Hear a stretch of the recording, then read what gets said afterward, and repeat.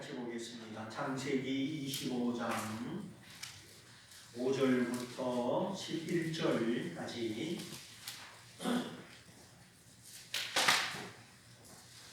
창세기 25장 5절부터 11절까지 읽어드립니다. 아브라함이 이삭에게 자기 모든 소유를 주었고 자기 서자들에게도 재물을 주어 자기 생전에 그들로 자기 아들 이삭을 떠나 동방 곧 동국으로 가게 하였더라.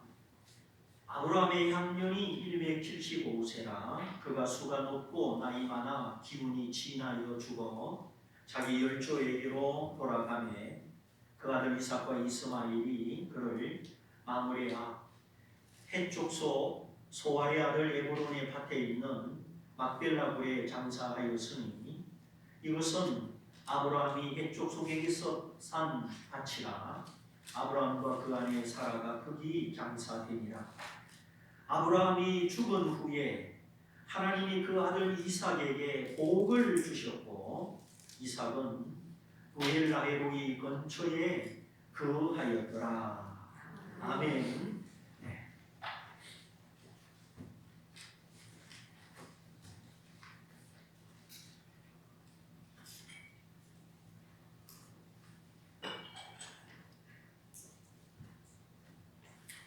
네, 오늘은 물질의 가치를 바르게 이해하고 잘 관리하여서 부모 세대, 다음 세대가 하나님의 복을 누리자, 이런 주제로 말씀을 드립니다. 우리가 살아가는 대부분의 문제는 물질과 연관되어 있습니다. 땀의 결정체고 물물 교환의 수단인 이 물질, 돈, 없어서는 안 되지만 바른 생각, 바른 가치관이 필요합니다. 왜냐하면 돈이라는 것은 잘못하면 나의 머리가 되고 나의 주인 노릇을 하기 때문입니다. 돈은 다스려야 되고 선용해야 하는 것이죠.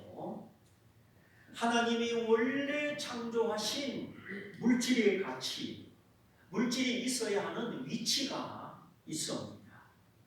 돈이 인격을 지배하고 최우선적인 가치가 되면 사실 돈의 노예가 되고 그 사람의 인격은 믿을 수가 없게 됩니다. 돈이라고 하는 것은 묘한 마력이 있습니다. 능력이 있습니다.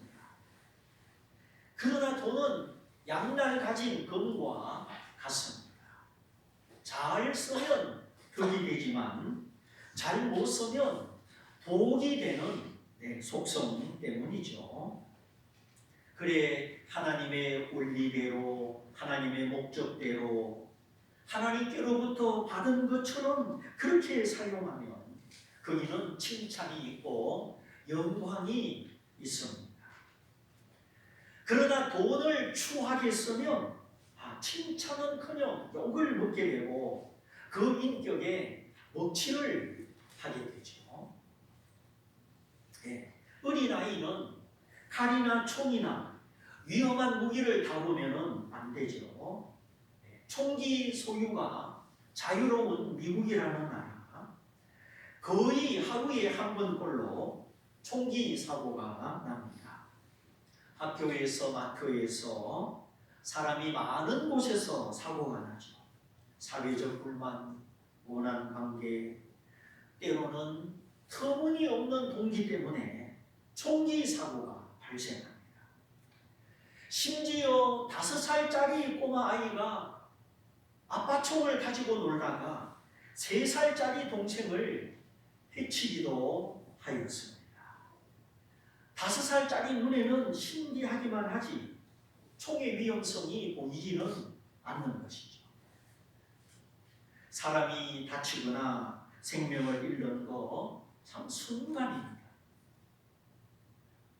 그러면 사람을 아프게 하고 인생을 망치게 하는 것이 칼이나 총 그런 것뿐이겠습니까? 이 새치혀 말을 가지고도 사람을 아프게 합니다. 말 한마디 때문에 속상하고 밤잠을 못 잡니다. 네. 영화에 나오는 이야기입니다마는 어떤 남편이 아내를 구박하고 무시합니다. 당신이 뭘 아느냐? 조용히 해라. 그러는 어느 날 아내가 무슨 말을 하려고 하는데 셧마우스 입 닫어 그랬더니 그날부터 이 아내가 말을 안 하는 겁니다. 부부 사이에 묵비꾼이죠. 당신이 입 닫으라고 했으니까 이제 나는 입 닫고 산다. 말 안 하고 산다. 평생 무시받은 그 감정을 깔고 진짜 말을 안 하는 겁니다. 대화가 없는 가족, 그 집이 어떻게 되겠습니까? 총이나 칼로 입히는 상처, 말로 입히는 상처, 그리고 또 하나 돈으로 주는 상처도 있습니다. 돈 때문에 인간관계가 힘들어지고 돈 때문에 가까운 사이가 멀어지고 돈이 뭐냐? 이 돈에 대한 근본적인 가치, 근본적인 인식이 잘못되면 돈으로 나를 찌르고 옆 사람을 찌르고 많은 사람을 아프게 할 수도 있습니다. 그러므로 만물의 시작이신 하나님의 눈으로 창조의 관점으로 이 돈의 가치, 돈의 목적을 잘 배워야 합니다. 칼을 잘못 쓰면 사람이 다칩니다. 돈에 대한 생각이 비뚤어진 사람은 그 인생이 비뚤어집니다. 황금 화살이라도 관역을 빗나가면 실격이죠. 쌀이대를 꺾어서 만든 화살이라도 관역을 맞추면 성공입니다. 남다르게 살고 부하게 살아도 물질을 주신 하나님의 목적, 하나님의 관역을 빗나가면 인생 실격. 그러나 좀 부족하게 살아도 모자라게 살아도 주님의 이름을 부르고 하늘 소망을 가지고 믿음으로 살면 그 인생은 성공입니다. 세상의 평가, 사회적인 평가 거기 연연하지 말고 하나님과 함께 구원받은 기쁨으로 구원의 즐거움으로 살아간다면 그 마음에 천국이 있고 진정한 삶의 가치가 드러납니다. 부하게 살아도 원 없이 살아도 기쁨이 없고 손가락질을 받고 무슨 의미가 있겠습니까? 그러므로 사람은 떡으로만 경제력으로만 사는 것이 아닙니다. 하나님의 입으로 나오는 모든 말씀, 살아있는 하나님의 말씀이 내 안에 있어서 그 말씀이 나를 정직하게 하고 그 말씀이 나를 천국으로 인도한다면 하나님의 관역에 합당한 삶이요 축복의 삶이요 성공의 삶입니다. 모든 것을 돈으로 평가하는 이 세상, 그러니 이 세상에는 참된 위로가 없습니다. 다 떨어진 봉고차를 끌고 저 신라 호텔에 가면 보이 아저씨도 나오지도 않습니다. 이 세상은 모든 것을 돈으로 평가하기 때문에 참 인간의 근본적인 가치, 하나님이 창조하신 그 인간의 본래적인 가치를 인정하지 않기 때문에 돈으로 평가하는 이 세상은 참된 위로가 없는 것입니다. 돈을 초월하는 진정한 우정의 기쁨도 맛보기가 어렵습니다.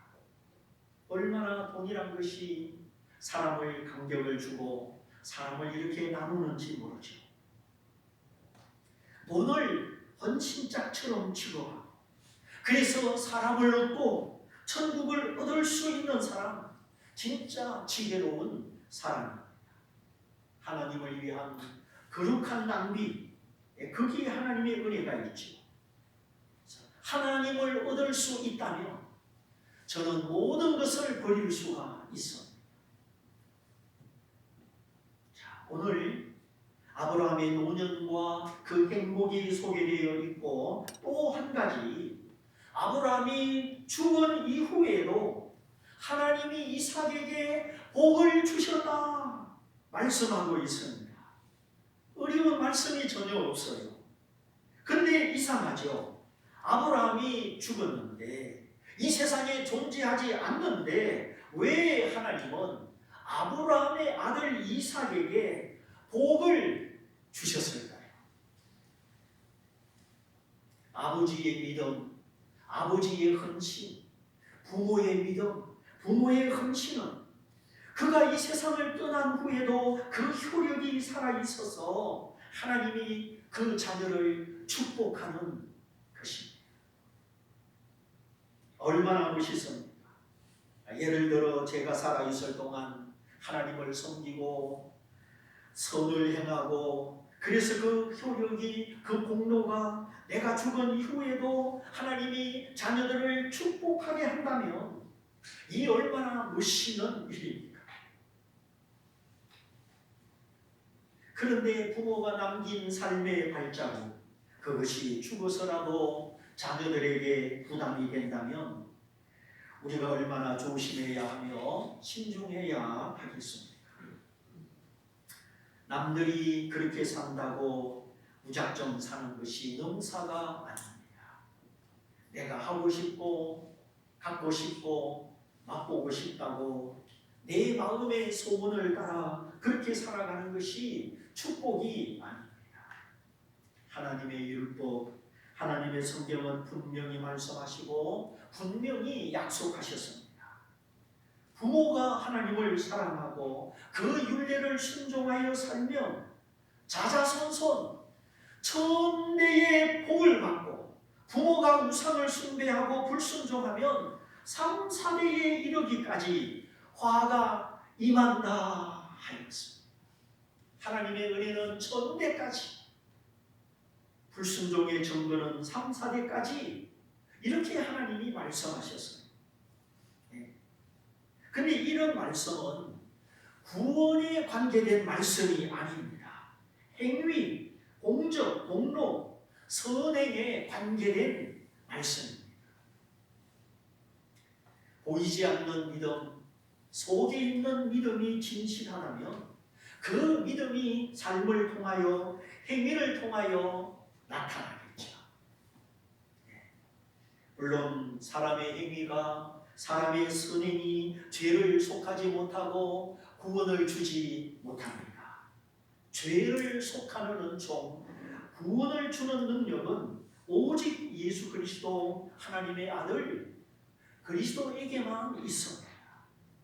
내가 곧 길이요 진리요 생명이니 나로 말미암지 않고는 아버지께로 올 자가 없느니라. 천하 인간의 예수 이름 외에 구원을 얻을 만한 다른 이름을 우리에게 주신 일이 없습니다. 죄를 사함받고 하나님의 자녀되고 구원을 받는 것, 이것은 하나님이 보내주신 예수님을 믿음으로, 오직 예수님을 통하여 믿음으로 받습니다. 누구든지 주의 이름을 부르고 주님을 믿기만 하면 구원을 주십니다. 그러면 이제 구원받은 하나님의 자녀들은 선을 행할 필요가 없고 공로나 공적이 필요가 없습니까? 결론부터 말씀드립니다. 결코 그렇지 않습니다. 믿음으로 구원받은 자녀는 이제 행함으로, 선행으로 그 믿음의 진실함을 증명해야 하는 것입니다. 내 믿음의 진실함이 내 삶을 통하여, 선행을 통하여 나타나야 되는 것이죠.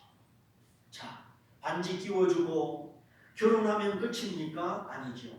결혼은 이제 시작입니다. 그동안 약속했던 모든 말, 결혼식 때 선서했던 모든 말, 그 말을 실천하고 실행하는 현장이 결혼입니다.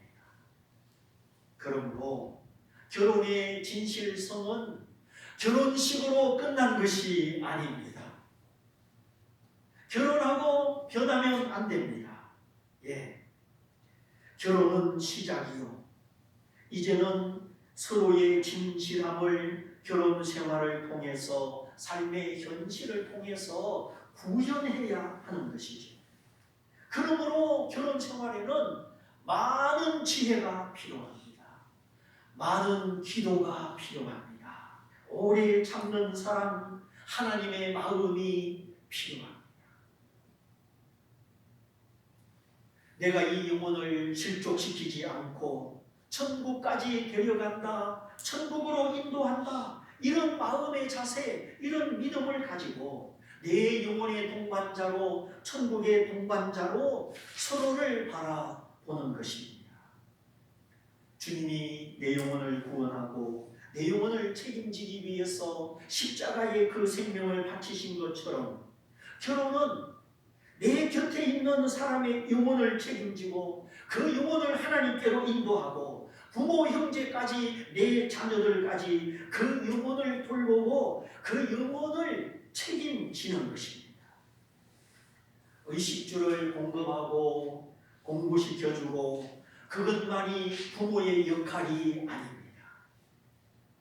그렇게 좋은 것을 제공하고 공부 많이 시켰는데 자기 죄를 깨닫지 못하고 예수 믿지 않고 지옥 간다면 무슨 소용이 있겠습니까? 그렇게 내가 사랑하는 자녀가 주님을 믿지 않고 지옥 간다면 무슨 의미가 있겠습니까? 가끔 자식이 부모 먼저 이 세상을 떠났다고 슬피 울고 가슴 치는 부모님, 인지상정 당연한 일이죠. 그러나 내가 그 영혼을 위하여 얼마나 기도하였던가. 아직도 이 땅에 남아있는 자식들, 그들을 위하여 내가 먼저 예수 믿고 기도해야 하는 것입니다. 성경적인 결혼관, 하나님의 목적, 결혼을 허락하신 하나님의 목적을 들여다보면 이 시대적인 결혼관과는 많이 다를 수가 있습니다. 결혼을 통해서 돋보려고 하고 결혼을 통해서 신분 상승을 이루려고 하고 별로 지혜롭지 못합니다. 바람직하지 않습니다. 하나님이 인도하시고 하나님이 허락하시고 순리대로 자연스럽게 이루어져야지 이 억지로 깨맞추고 짜맞추면 오래가지 못합니다. 반드시 문제가 생깁니다. 아니면 숨죽여서 살고 눈치 보며 살고 죄인처럼 사는 게 사는 것이 아니죠. 결혼은 반드시 믿음 안에서, 동일한 신앙 안에서 인격적으로 만나야 합니다. 결혼은 때때로 전쟁터요, 사단이 유혹하는 곳입니다. 믿음을 잃고 우정을 잃고 사랑을 잃으면 빈 껍데기뿐이요 아무것도 없습니다. 사랑이 없으면 울리는 꽹가리 같고 소리나는 구리와 같다. 사랑이 없으면 아무것도 아니라 아무 가치도 없다 하였습니다. 한 사람의 영혼을 책임지는 결혼, 자식들의 영혼을 책임지는 부모, 거기에 하나님이 함께 하십니다. 사라를 보십시오. 사라는 일평생 남편 아브라함을 따라서 자신의 운명을 바꾸었습니다. 모든 것을 바쳐서 아브라함을 따라갑니다. 많은 인내와 훈련 속에 25년을 기다려서 드디어 아들을 얻었습니다. 하나님이 가르친 그대로 이름을 이삭이라고 해라. 웃음, 기쁨이라고 이름을 지었죠. 하나님을 자랑하고 하나님을 기뻐하고 127세에 세상을 떠납니다. 그때 아브라함의 나이 137세. 아브라함은 아직 건강하고 바깥 활동을 해야 되고 책임지고 있는 일들이 많았습니다. 먹어 살려야 되는 식솔들, 종들도 많았습니다. 아브라함이 망하면 그 식구들도 다 망하는 것이요, 아브라함이 흥하면 그 많은 식구들도 다 흥하는 것이죠. 그래 사라가 살아있을 때 아브라함이 또 다른 아내를 얻었지만 그것이 사라의 심기를 건드리지 않았습니다. 이전에 하갈의 일처럼 질투하지도 않았습니다. 사라가 걸어간 신앙의 모습, 아브라함에 비하면 작은 분량으로 나오지. 그러나 신약 성경은 아브라함의 믿음을 칭찬합니다. 아니, 사라의 믿음을 칭찬합니다. 사라의 온유, 사라의 순종, 덕스러운 성품을 높이 평가하고 있습니다. 그리고 아브라함의 신앙의 걸음, 아브라함의 신앙의 행동, 창세기 12장부터 오늘 25장까지 우리가 그동안 많은 분량을 쭉 살펴보았습니다. 어디를 가나 단을 쌓아 예배하고 하나님의 이름을 불러 기도하고 이웃과 화평하고 동맹을 맺고 위기에 처한 조카 롯을 위하여 목숨 걸고 전쟁을 벌이고 하나님 앞에 망하여 가는 소돔과 고모라 성을 살려달라고 중보 기도하고 해족속이 외장지를 준다고 하여도 기어이 값을 지불하고 다툼 중에도 화평하고 에셀 나무를 심어 영생하시는 하나님을 바라보았습니다. 그러다가 아내가 죽은 이후 멀리 믿음의 땅에 종을 보내어 이삭의 신부감을 구하고 자기는 안방을 내어줍니다. 건강하고 행복한 세대교체를 이루는 아브라함의 신앙의 발자취입니다. 그의 신앙은 이론이 아니었습니다. 교리가 아니었습니다. 온 몸과 마음과 영혼으로 하나님을 경외하고 하나님을 섬기고 아내 앞에 남편으로, 자식 앞에 아버지로, 종들 앞에 주인으로, 하나님을 모르는 이방인 가운데 하나님의 방백으로 그렇게 살아갔습니다. 수가 많고 나이가 많고 기운이 진하여 열조의 품으로, 하나님의 품으로 돌아갔습니다. 그리고 그가 죽기 전에 재산 분배, 재산 상속을 잘 하였습니다. 이삭에게는 모든 재산을 물려주고 서자 6명의 아들들에게는 선물을 주고 멀리 보냈습니다. 자, 유산 상속, 만일에 물려줄 재산이 있다면 어떻게 물려줘야 되느냐? 한마디로 아브라함은 능력별로 물려주었습니다. 이 물려준 재산을 얼마나 잘 관리할 수 있느냐? 헛되게 쓰지 않고 탕진하지 않고 물려받은 유산 때문에 마음이 해이하지 않고 타락하지 않고 잘 관리할 수 있는 관리의 능력에 따라 유산을 분배하여 주었습니다. 부모가 이 분배를 잘해야 되죠.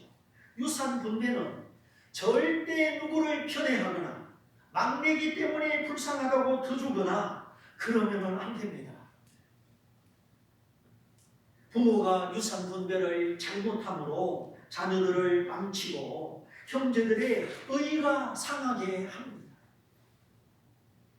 그러므로 국가에서 정한 상속법도 있지만 그보다 더 성경이 가르치는 대로 관리할 수 있는 능력별로 주는 것이 최고입니다. 그리고 언제 유산을 분배해야 되느냐? 이 분배의 시점도 중요합니다. 오늘 성경에 보니까 아브라함이 살아 있을 때, 정신이 멀쩡하고 힘이 있을 때 이삭에게 줄 것을 주고 나머지 자식들에게 줄 것을 주어 멀리 보내어 서로 떨어지게 하였습니다. 이 멀리 보냈다는 말은 추방했다는 뜻이 아닙니다. 낙후된 곳으로 좌천시킨 것도 아닙니다. 각자에게 맞는 삶의 터전을 부여해 준 것입니다. 어디로 보냈습니까? 동방으로, 동쪽으로 보냈다. 동부, 동쪽에 있는 나라로 보내었다 하였습니다. 여기는 오늘날 이라크, 이란, 메소포타미아 지역입니다. 고대 문명의 발상지, 유프라테스 강과 티그리스 강이 흐르는 아주 좋은 곳이죠. 이렇게 부모는 살아있을 동안에 유산 분배를 잘 해야 합니다. 능력별로 하는 것이 제일 좋습니다. 그렇게 할 때 부모가 이 세상을 떠나간 이후에 자식들 사이에 문제가 없게 되는 겁니다. 그리고 오늘 말씀의 핵심, 아브라함이 죽은 후에 아브라함이 죽었음에도 불구하고 하나님이 아브라함의 아들 이삭에게 복을 주셨다 하는 것입니다. 아브라함은 살아생전 자신의 재산을 잘 분배했을 뿐만 아니라 하나님과 함께 믿음으로 살아간 모든 걸음이 하나님께 기쁨이 되고 자기가 죽은 이후에도 하나님이 이삭을 축복할 수 있도록 그렇게 살았습니다. 앞에서 말씀드렸죠. 구원은 믿음으로, 예수 그리스도를 통하여 믿음으로 받습니다. 그러나 상을 받고 복을 받는 것은 그 믿음에 합당한 행함이, 공로와 공적이 필요합니다.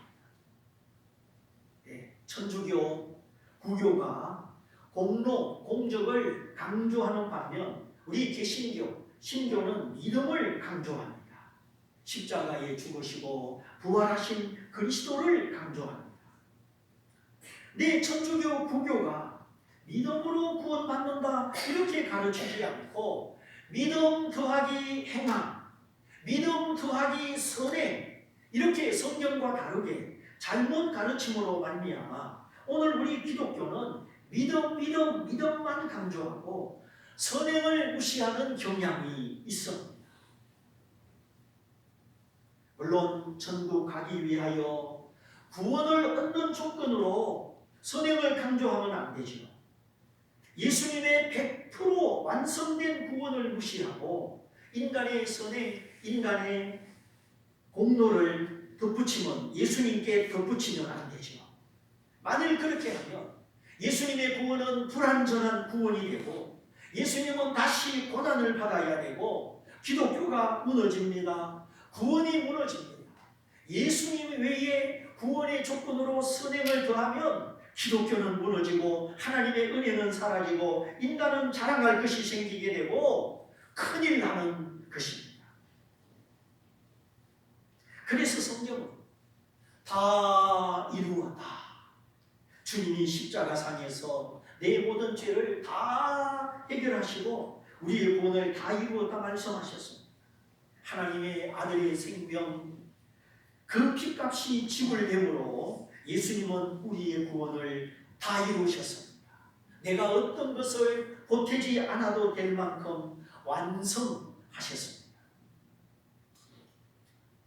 다시는 우리 죄를 위하여 제사 드릴 일이 없도록 피의 제사, 생명의 제사, 완전한 제사를 드리심으로 우리의 구주, 영원한 대제사장이 되셨습니다. 그래서 성경은 여전히 믿음으로 얻는 구원, 믿음으로 얻었다 하신 율법 외에 새롭고 산 길, 믿음으로 얻는 구원, 이 기쁜 소식을 기록하고 있습니다. 그런데 한 가지 아쉬운 점, 천주교의 잘못된 가르침, 십자가의 완전한 구원을 부정하는 이 잘못된 구원의 교리를 반박하다 보니까 그만 선행의 가치, 공로와 공적의 가치를 소홀히 하게 된 것입니다. 선행으로 공로로 구원을 얻지 못하지만 예수님을 힘입어 구원받은 성도에게는 이제 선행이 나타나고 공로가 나타나고 공적이 나타나야 되는 것입니다. 그래서 야고보 사도가 말하기를 영원히 떠나간 몸이 죽은 것처럼 행함이 없는 믿음은 죽은 믿음이다. 행함이 없는 믿음, 선행이 없는 믿음은 자랑스럽지도 못하고 본이 되지도 못하고 상급을 불러오지도 못합니다. 행함이 있는 믿음. 그래서 히브리서 기자는 하나님이 사랑하는 자녀를 징계하시고 연단하시는데 왜 징계하시느냐? 믿음과 행함 둘 다 건강하게 하려고 하나님이 사랑하는 자녀를 훈련하신다 하였습니다. 그러므로 믿음은 행함을 이끌어내고 행함은 믿음을 증명합니다. 믿음과 행함은 분리되면 안 됩니다. 이렇게 코로나 바이러스가 위협하지만 믿음이 있다면 예배의 자리, 예배의 신앙, 예배하는 행함을 나타낼 것입니다.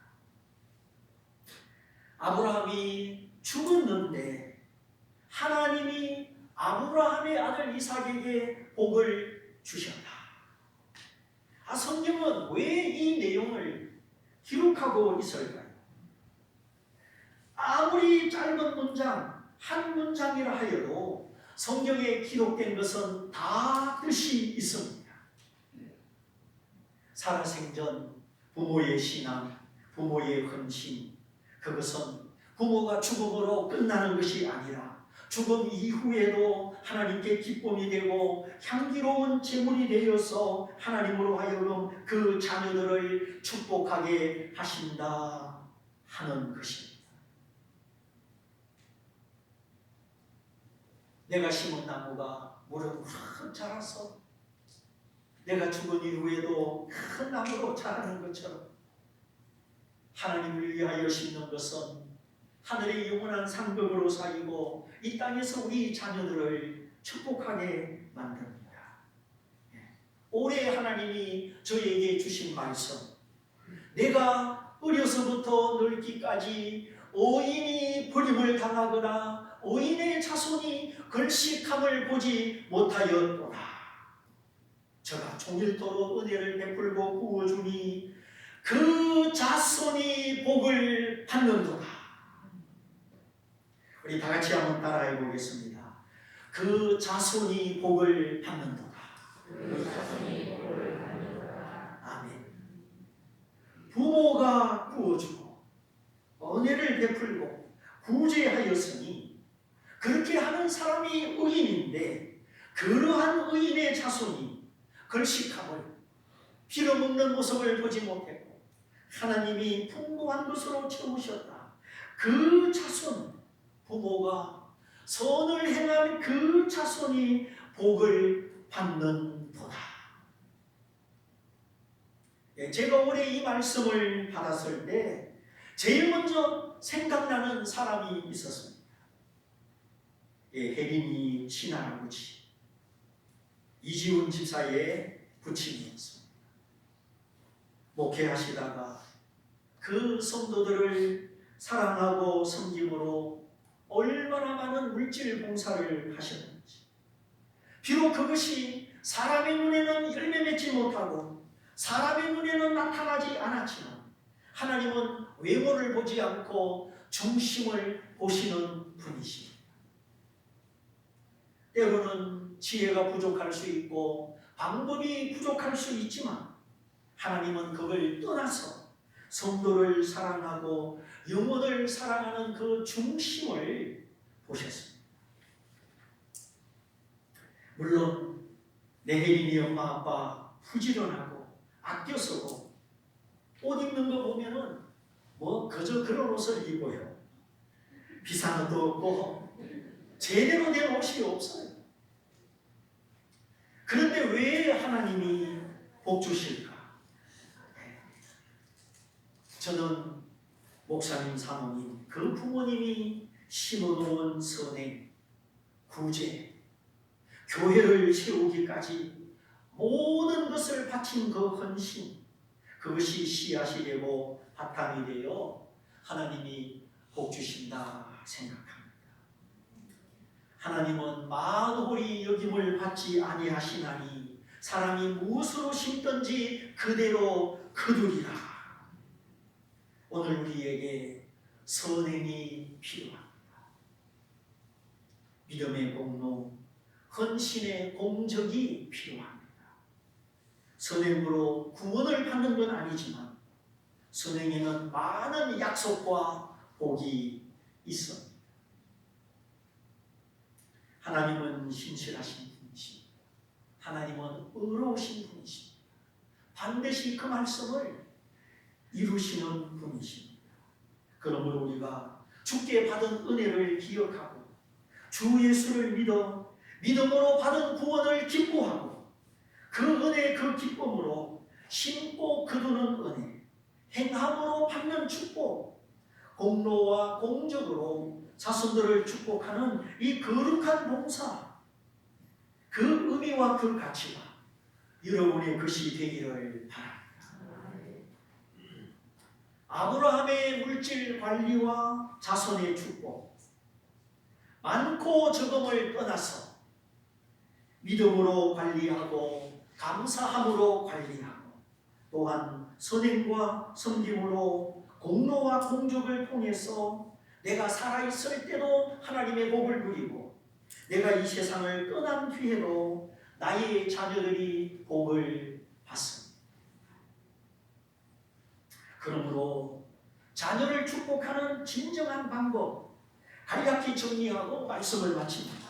첫째, 유산 분배도 잘해야 되지만 재물보다 재물을 얻을 수 있는 능력을 길러주는 것입니다. 어릴 때부터 절제훈련, 소비하는 훈련, 부모를 떠나 독립하는 훈련, 그리고 하나님께 받았음을 기억하고 하나님께 감사하는 훈련, 절제, 소비, 독립, 감사의 훈련과 함께 재물보다 재물을 얻을 수 있는 지혜와 능력을 길러주는 것입니다. 유대인의 자녀 교육법이 그것이죠. 물고기를 잡아주는 것보다 물고기 잡는 법을 가르쳐 주어라. 재물보다 재물 얻을 능력을 길러주는 것이죠. 두 번째, 부모가 살아있을 때 전도하고 선교하고 구워주고 베풀어주는 의로운 부모가 되는 것입니다.